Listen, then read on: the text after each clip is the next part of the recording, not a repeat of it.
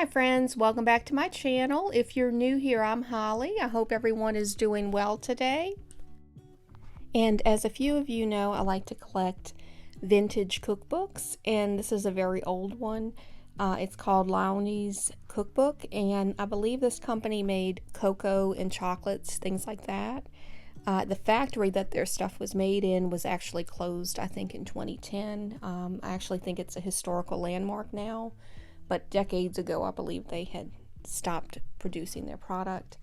I do believe that there is 2 of their products that are still available. And if I can find the 2 pictures of the products that they still make, I will put it in this shot here. But it just on the back, it talks about pure food should be insisted on, and it goes further, nourishes more, and saves doctors' bills. And I love how it says you can eat freely of Lowney's chocolate bonbons because it's pure. We would probably be told different today, even though chocolate is in some forms good for you, like dark chocolate, things like that. And it does have a few illustrations in the book I'll show you. But it says a new guide for the housekeeper, especially intended as a full record of delicious dishes, sufficient for any well-to-do family, clear enough for the beginner, and complete enough for ambitious providers. It's prepared by one of the most experienced and successful teachers of cooking in the country as the latest fruits of practical and scientific knowledge of the art, by Maria Willett Howard. Actually, she was she worked for the company, so this was who wrote this book, and it is a 1907 book. It was copyrighted in 1907. This is a first edition, and the company was in Boston, so that's where this particular company was from and where this book was published. But it's very interesting. It has a lot of different, in the contents, it shows the different things that they have to offer in the book, and I feel like it has an array of information for the cook, especially somebody who's like maybe back then who was married, had just gotten married and learning how to cook, things like that. So it does give a whole lot of information. It was very interesting going through it, and as you can see, it's got different, like part 1 will show you different sections, will have different things to teach the cook. And this here is basically showing you like about frying food, how to make that coating for the putting on meats and things like that.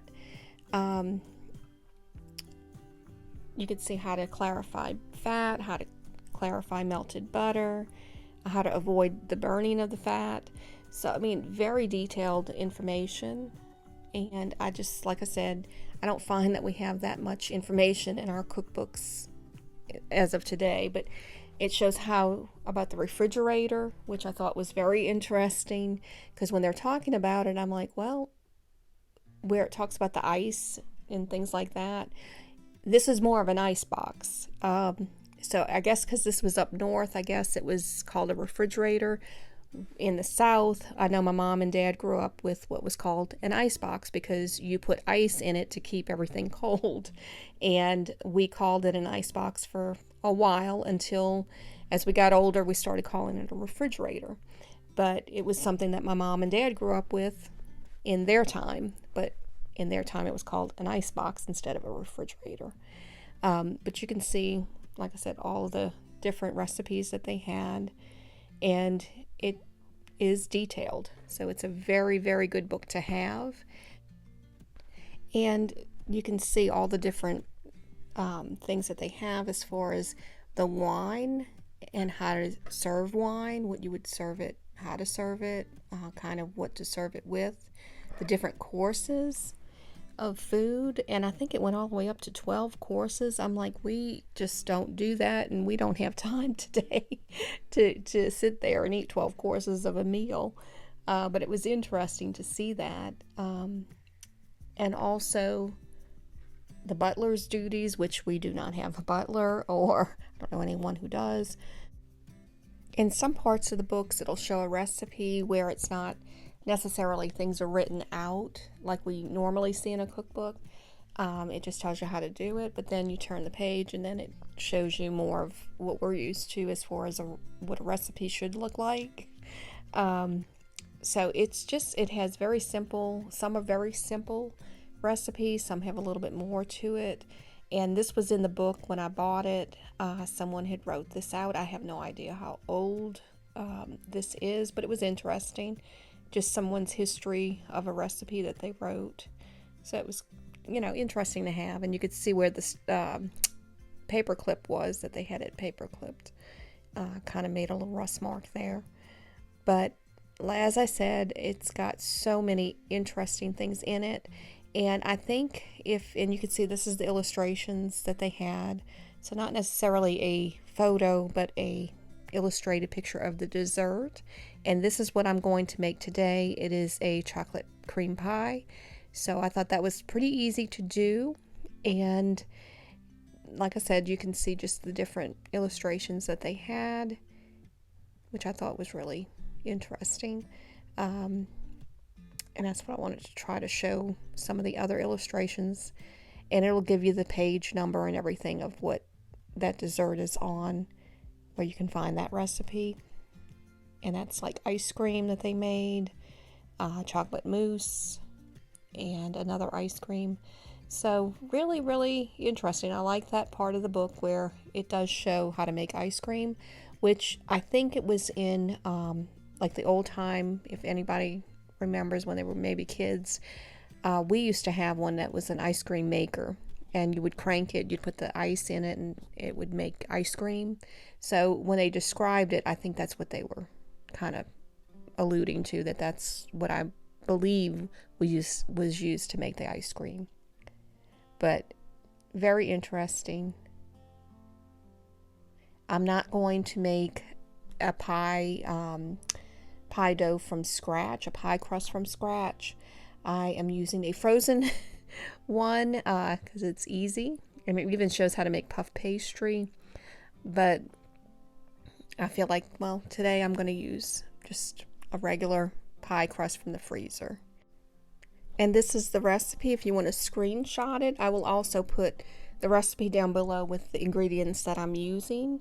And you could use, it says premium chocolate. Well, I can't get that, but it shows a half a cup of cocoa, so that's what I'm going to use. And I feel like Hershey's will do just as well. But you'll need a half a cup of cocoa, a fourth cup of cornstarch, 2 cups of milk, 2 egg whites, a half a cup of sugar, 3 egg yolks, a 1/4 teaspoon of salt, and 1 tablespoon of vanilla. And I will also make the meringue, which says it's made by beating egg whites till stiff and adding 2 tablespoons of sugar. And then you just brown it in the oven and serve cold. So very easy. Now we'll bake the pie crust first before I start making the filling, because I want to have that pie crust ready to go once the filling is made. You will need a double boiler, and that is just adding water to a pot, and a heat resistant bowl on top. And then you will just add your ingredients. So add your half a cup of cocoa, your 1/4 cup of cornstarch, your half a cup of sugar, a 1/4 teaspoon of salt, and I just mix it up a little bit. Then add 3 egg yolks and just scrape out as much as you can. Add 2 cups of milk.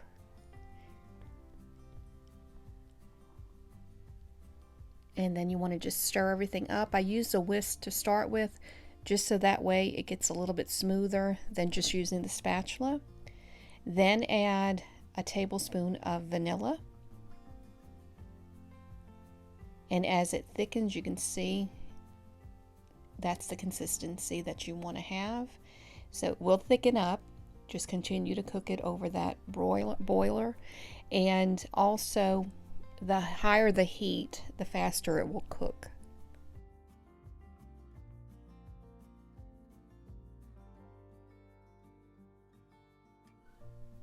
Now once the filling is cooked, just add it to the pie crust. And this is a deep dish pie crust that I have. And once you do that, then that's when I made the meringue. I added 2 egg whites and 2 tablespoons of sugar, and just mix that until it came to stiff peaks, and this is the consistency that you want to have. And if you're interested in this cookbook, it is available on eBay and I think Amazon. They have the older versions of the book, but there are also newer versions, so you can check there if you're interested in this cookbook. But then just add your meringue to the top of the pie, and then you will put this in the oven and bake it until it just gets a little brown. And this is what it looks like when it's done. And technically it's a semi-homemade chocolate cream pie because I used a frozen pie crust, but the filling was really good. Like I say, you can use, if you wanted, you can just make a Jell-O chocolate pie if you wanted, but I wanted to make something that was more from scratch and from that cookbook, and I think it really did turn out nice. And I did chill it for a couple of hours before serving. And I hope that you enjoyed this video, and if you did, please give it a thumbs up. And if you're interested in seeing more videos like it, please click that subscribe button and the notification bell. That will notify you when I post new videos. I hope everyone has a blessed day and that you have a great week ahead. God bless y'all.